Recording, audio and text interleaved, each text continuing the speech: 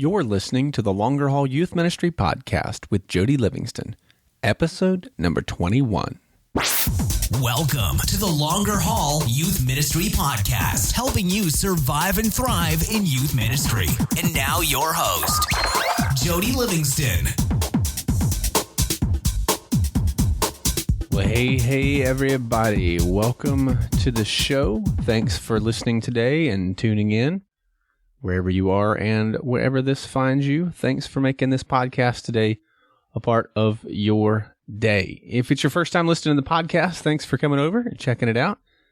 And if you're coming back, well, thanks for coming back. If you enjoyed the podcast, man, I'd love for you to head over to iTunes, subscribe there so you get the content each and every week as it comes out, and write and leave a review there. It really helps the podcast out a very, very, very big ton over there. If you can do that, that would be awesome. You can catch me on the Twitter sphere at Jody Livingston. That's Jody. And of course, over on the Facebook at The Longer Haul. So thanks so much for listening in today again. I got to start out by apologizing here. If you've been listening to the podcast really for a bit of time now, you'll have noticed that I missed a few weeks. And, man, it's just been crazy. Summer came and started setting in, and around here where we are, it comes fast and loud. And so I'm actually recording this now. We leave for camp tomorrow. And so amidst all of the packing, I am running here late to get this recorded for you. So by the time you hear it, I'll be well underway of camp this week, running crazy with a whole bunch of folks. So it's exciting to be going. I'm tired already, and summer hasn't even started, but we're here. And so thanks for, again, just for making the time to listen. I appreciate it very much, and certainly for everything that you do in student ministry. I know your summers are crazy too, so I'll just have to ask some forgiveness and for some grace here on that. But I want to really take today's episode and talk about summer. It's definitely a different season. And I think it makes youth ministry very unique in the sense that there really are kind of two really major seasons for youth ministry. You kind of have school year and you have summer.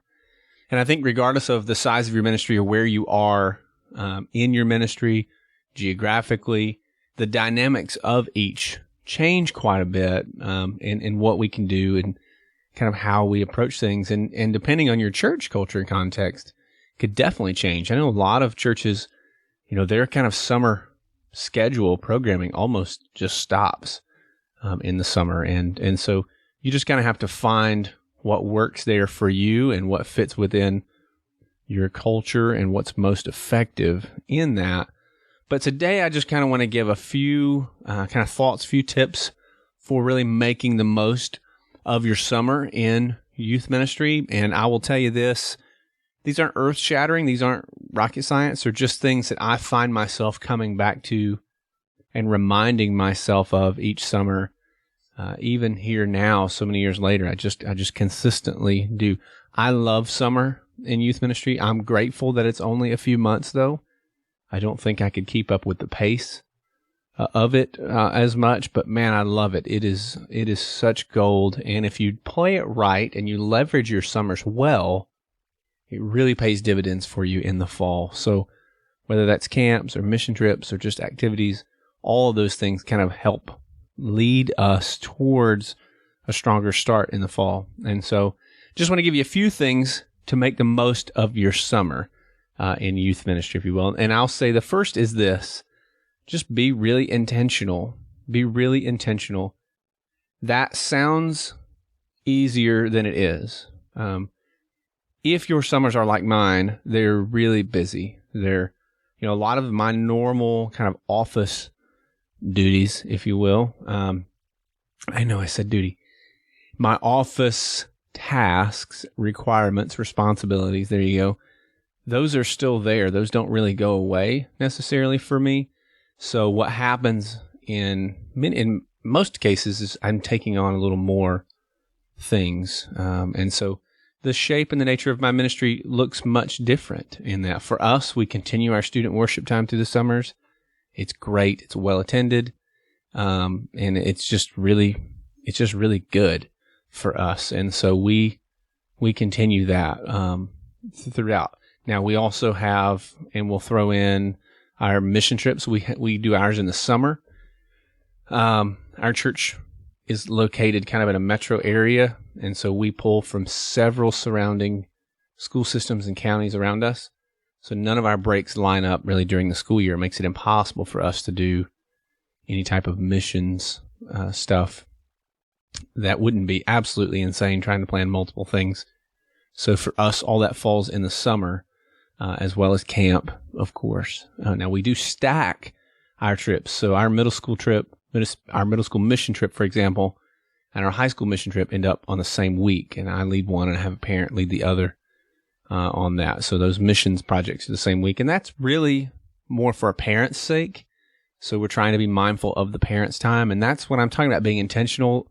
There's a lot that needs to be taken into account there in that end. And one is just the schedule and pace, period, for you and for the parent and for the student. You know, if you're constantly going back to back to back to back, you're never going to survive.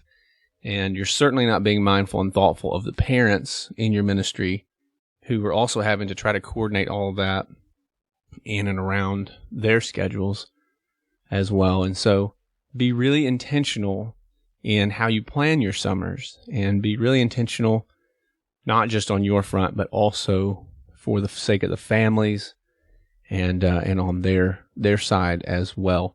And I would say that doesn't just go time-wise, that probably goes financially for them.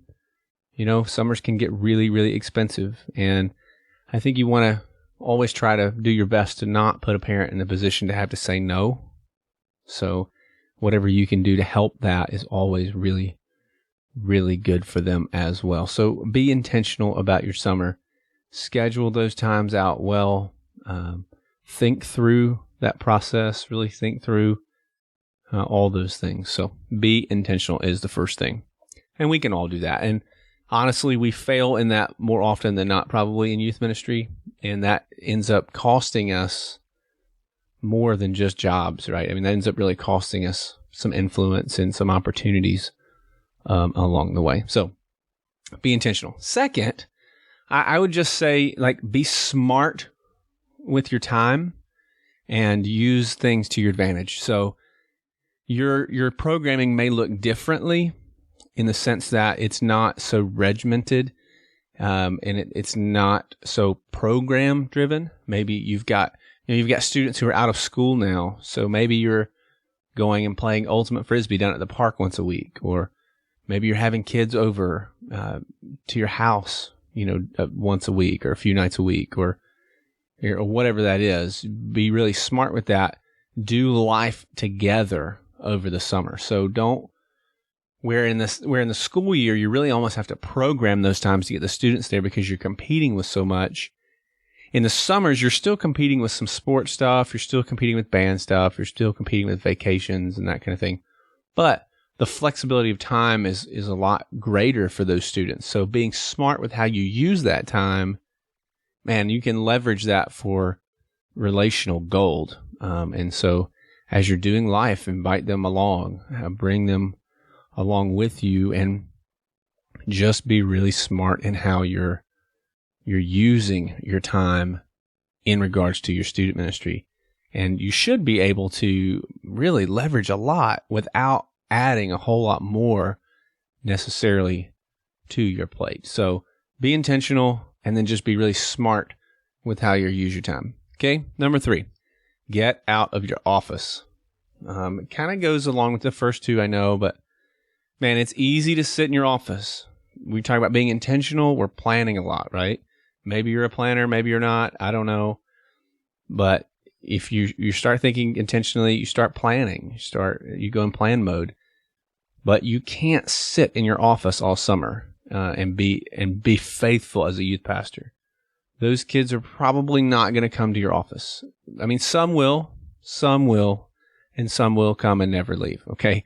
But most of the students are probably not going to come to your office. So you've got to find time. You've got to make time to get out of the office. Now, for some, man, that's easy. Maybe you need to make time to get in the office. If you're bivocational, you're part-time, or you're volunteer, you don't even have an office. So it's awesome for you. Some of the best youth ministry that I've ever done in my life was when I was a volunteer youth pastor, and even when I became a bivocational youth pastor, because everything was done outside of my office. I had to go and be where they were. If I was building a fence, they were helping me. If I was fixing a car, they were helping me. That's just the way that was. If I had to run down to Home Depot and grab some stuff, I took a student with me. And so all of that really, really helped a ton. Now, if you're a full-time youth pastor, full-time youth worker, or even, you've got consistent office hours in an office, there's a struggle there, because in a lot of cases, you have an expectation from folks to be in the office. And that's something you're going to have to work through and talk through with your pastor, whoever that supervises you on that. But you've got to be where the kids are. You can't be effective in ministry if you're not where the kids are. And so get out of your office. Okay? That's number 3. Number 4, find time to invest in your leaders. Find time to invest in your leaders. Their summers are crazy too, and fall is coming, and you just need to love on and pour and invest in your leaders. Those folks are serving faithfully each and every week, and they need to be poured in and invested into. As tired as you get in the summer, most of the time, you've got a lot of leaders that are right there with you, plugging along, and that is very much something that they're also having to deal with. All of these things that you're walking through, many times they're doing with you. And so find some time to invest in your leaders. Maybe it's having the leaders over to your house for just a cookout or for a movie night, or maybe you're heading up to the park and you're grilling out there, or you're renting out a pavilion, or maybe you're playing Frisbee with the leaders, or bowling with the leaders, or you're getting together for a Bible study, or I don't know what that looks like for you. You know your team and your leaders, but take time over the summer to pour in and invest in them and make them feel appreciated, so that they know that you really are taking notice of them, and that will help you a ton in the long run. Okay, number 5, recruit. Okay, you have to be recruiting new leaders. You're going to need more. At some point, regardless of the size of your ministry, folks are going to step out, and you're going to need more people. Your ministry is going to grow, so you'll need more people. You're going to lose a percentage. Most likely, you'll lose a percentage each year for different reasons of folks stepping out and serving. And so you need to be able to have leaders to step in for that. So you should always be recruiting, but the summer's a great time to do that, because things tend to be less formal. It gives you more opportunity to meet with folks and to kind of bring them along and let them see the youth ministry kind of in a less formal and more comfortable environment. And so you should be looking ahead to an extent of what you anticipate as needs, hopefully. And you probably have needs now that aren't met for leaders. And so as you're doing that, you can begin already to be recruiting. We've talked a lot about that. We've done that with the Building the All-Star Teams course. We cover really every aspect of building a team, from identifying the right folks to recruiting the right folks to kind of mastering the ask. How do you ask? And so they'll say yes. And then how do you keep them? All those things are covered in that. We've talked about that. I've written about that on the blog as well. And so huge part of youth ministry is recruiting. And you're always looking for those folks that God is calling to come alongside you and be a part of your student ministry. So make sure that you're doing that for sure. And really, even once the school year starts, you should continue that. But the summer just makes it a little easier, I think, at times to do that. Now, it brings its challenges as well, because in some cases, you're you're recruiting people to come on and be a part of your team in an environment that maybe looks different than what you would be asking them to do in the fall. But it's still worth the time and investment, and people tend to be a little more flexible as well. And it's not as intimidating. You're not going to have to necessarily pull them in and set them in a small group. Maybe you're just doing an activity and they can come along and be a part of that or see it in maybe a less threatening environment. So make sure you are recruiting. That's a biggie for me in the summer for sure. All right, next, start planning for the fall. So whether that's promotion, whether that's kickoff stuff, fall retreats, whatever, camps, disciple nails, don't wait until the school year starts and then scramble to get that stuff together. You should go ahead and start now, looking ahead, setting some goals for the year. What are you going to do? What are some things that you want to see happen? How are you going to get there in and through that process? And you start making those plans now and lining those things up. Because look, the bottom line is, if you've not gone through a summer in student ministry yet, you're about to experience just a whirlwind of craziness. I don't care how long you've been doing youth ministry or where you are in your youth ministry, you're going to come out of the summer really tired. It's hard because you hit May into the school year. It's been a long year. You're tired, but summer changes the pace a little bit. So even though you're tired, you can kind of get away maybe and get a little bit of rest or not, but the change of pace kind of rejuvenates you, kind of re-energizes you a bit. Coming out of summer, you can have a fantastic ministry, summer of ministry, and really see God step in and do a ton in and through your students. And that's what we want. We want God to step in and move in the lives and the hearts of our students. However, when summer ends and school year starts, you are beyond tired. And if you've waited until then to start making plans, you're behind. And now you're scrambling and trying to get caught up and trying to get everything in place. And so that can't happen. It won't happen. And if it does, it won't happen well. So start now, planning ahead, looking ahead, thinking ahead. And this doesn't mean, let me help you here a little bit. This doesn't mean that you have to do it all, okay? It just means you need to start thinking and planning ahead. If there are things there along the way that you can see needing done, but you're going to be gone, that's where, again, we go back to this recruiting aspect. There are parents, there are people, there are folks around you who could step in and help you with some of those things. And you need to be identifying those people as well so that when you come off of summer, you can transition pretty seamlessly into the school year and do it very, very well and very, very strongly. That will help you so much in the year once the year starts, because you don't start out behind. It's like, I feel like I've got 4 kids. We're always running late. I don't care what time we get up. I don't care what time we start to leave our house.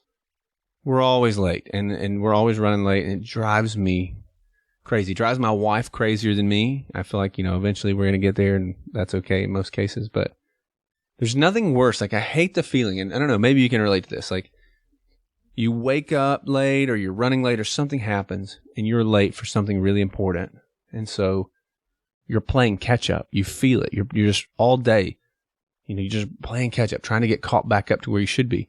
Even once you get caught up and you're where you should be and you're not running behind anymore, there's still a sense that I feel that I'm needing to hurry and rush because I'm not getting everything done that I need to get done. And so, man, oh man, I hate that feeling. Well, that's how the fall can feel, I think, at times too. If we come out of the summer and we're not really prepared well for the fall because we didn't take the time to pour and invest and think into that, then that kind of sets us further behind, and then we're kind of playing catch up all year. And you can't lead from a place of authority and confidence if that is where you are. And you need to be able to lead from authority and confidence. And all right. Here's the last thing. This is kind of an overarching thing. So maybe in this case, this isn't necessarily another thing. It's just something to keep in mind within the scope of all of those that I've mentioned. Okay. And that's just be really relational this summer. Take the time to pour into and invest in and get to know students this summer on a very relational level. So many times you're ministering to teens from the front of the room or from the stage or, in a small group setting, and that's great. And that's needed. Teaching, we're teaching them, that's needed. But, at camp, find time to pull away, just sit down and talk to a kid at a picnic table. And, how's life? Hey man, what's your story? What's God teaching you? How are you doing? How can I pray for you? Like, ask more questions than you speak in that moment. And relationally, just build and build and build and build. And in everything, man, whether that's Frisbee, whether that's whatever it is, just be really relational in what you do. The summer affords us as youth pastors and youth ministers time to really be relational that often doesn't happen during the school year because the pace that our students are running.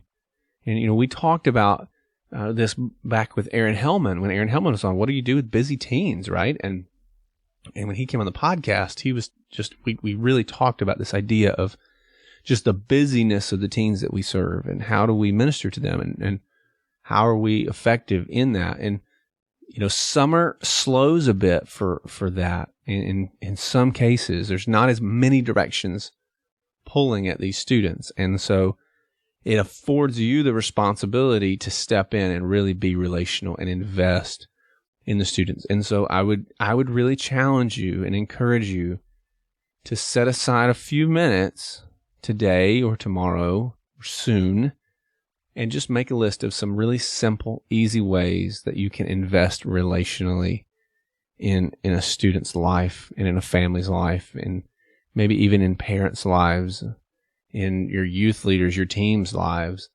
and just be very intentional to build that. Because the thing about everything else is in youth ministry, whether it's games, activities, trips, there's memories made there that will be talked about forever. This week, I'm going to throw some kids out of a raft going down a river, and it's going to be awesome for me, and they're going to talk about it forever. However, the things that they remember, the things that carry the weight forward, the things that allow me to minister more effectively in three months from now, will not be that really funny time that I threw everybody out of the raft, going down the river. It will be the conversation that we had at the picnic table. It'll be the conversation we had at breakfast, the conversations that we had here at the house in the backyard, sitting around the campfire, like those types of things, those relational moments are what carry us forward in ministry and allow us to be able to be more effective as we minister and pour into and invest in our students over the long haul and invest in our parents, invest in our families, and invest in our leaders. And so you can be intentional from the outset. You can totally be intentional in what you do, and you can be smart with how you spend your time, and you can get out of your office, and you can do all these things I'm talking about. And if you fail to build on the relationships in your ministry, you have failed your ministry. Because at the end of the day, youth ministry, the gospel is all about relationships. We are begging God to step in, rescue and redeem, and give relief to students through a relationship with Him. And we manifest that to them as we come along and partner and pour in and invest in these guys. So be relational. I'm sure you've got things you'd add to that. There's tons of things. I mean, I love summer in youth ministry. I really do love it. But those are the things that I find myself coming back to and reminding myself of each year. And they're the things that I find being most effective for me in just ministry and ongoing ministry.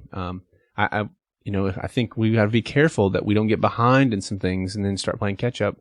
That's when we start running the risk of burnout. And so all of these things hopefully will help at least remind you or get you going in that direction, thinking in that direction. And so I hope you'll make the most of your summer this summer. I hope you'll really leverage it well for you and really take the time to just to be wise with it and use it for your advantage and for your good to catapult you forward in what's coming here in the next few months once summer ends and the school year kicks back in again. And that can totally happen for you. So again, thanks for listening today and tuning in. The links here, I'll put some links in the show notes for you for some of the Building the All-Star Team stuff. That course should be opening up soon here again. If you didn't get a chance to jump on that before, I would highly encourage you to take advantage of it. Really, one of the most helpful things I do in my ministry that has helped me over the years is build a team. And I think we've got to get past this feeling like we have to do it all. At the same time, there are some things that we have to do, right? And so building the team allows you to do both. It frees you up to not do everything that kind of falls within the realm of youth ministry, which you can't really do effectively anyway.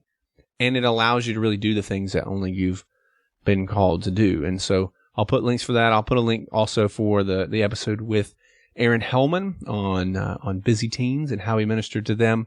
All that'll be in the show notes for you over at thelongerhaul.com/episode 021. thelongerhaul.com/episode 021. You can head over there and grab the show notes and the links and the resources there for you as well. And I hope you're doing well. I hope the year finished well for you. And as you're transitioning into summer, or in some cases have already transitioned into summer for some of you guys, that it's going smooth so far. And you've got big things coming up ahead for you. I want to leave you with one resource for you to check out and to look at. This is actually a free resource. It's one I talk about a lot, but I find myself using probably more than anything else, and it's Evernote. It's an app. It's a web app, web-based. You can use it on Mac, PC, Windows, whatever. It's there. It's on your phone. It syncs from your devices. Man, my Evernote keeps my life together. So I'm putting everything in there for you. If you've not tried Evernote, used Evernote before, man, I would highly encourage you to do that. You can build notebooks out, take all your notes there, sermon notes, illustrations, youth ideas, whatever it is in your life, grocery lists. Man, I put everything in there. And so I want to give you a tip, because I know for me, I started with Evernote and then I tried it for a little while and it just didn't seem to work for me. And then I was speaking with a friend who loves Evernote as well. And he really encouraged me. He said, it's an all or nothing deal, man. You got to put it all in or you put nothing in. And so I went back and I really was intentional to do that. And it's been a game changer for me. I don't know what I would do without it. If you're unfamiliar with Evernote and you've never used it, I would highly recommend a book to you called Evernote Essentials. And I'll put a link for that in the show notes as well. It just kind of walks through. It's worth every penny that you would pay for that book. Evernote, like I said, the free plan is more than enough for most folks. And Evernote Essentials is a great guide to getting started with Evernote. If you struggle with organization, or you just need to get your thoughts together, sometimes it's just one central place to keep everything. Man, I'd highly check out Evernote if you've not done it. A lot of you guys I know use it. You've talked to me about that before. You kind of shared that, and that's fantastic. But I don't want to take for granted that everybody is aware of it. So head over, check out Evernote if you haven't already. Again, I'll put links to that in the show notes for you, as well as Evernote Essentials. And man, that'll about do it. That'll wrap it up for this episode. Again, if you're enjoying the podcast, head over to iTunes, leave a review there, write and leave a review, subscribe to the podcast so you get it each week as it comes out. And man, keep giving it to them, all right? It's worth it. I promise you're making a difference. You are making a huge influence and impact on the lives of these students. Stay the course. It's a worthy cause. It's not an easy calling we have. If we knew what we were getting into, we would never have done this thing, but here we are. So stay the course. And that'll about do it. So until next time, give them Jesus. Thanks for listening to the Longer Haul Youth Ministry Podcast at www.thelongerhaul.com.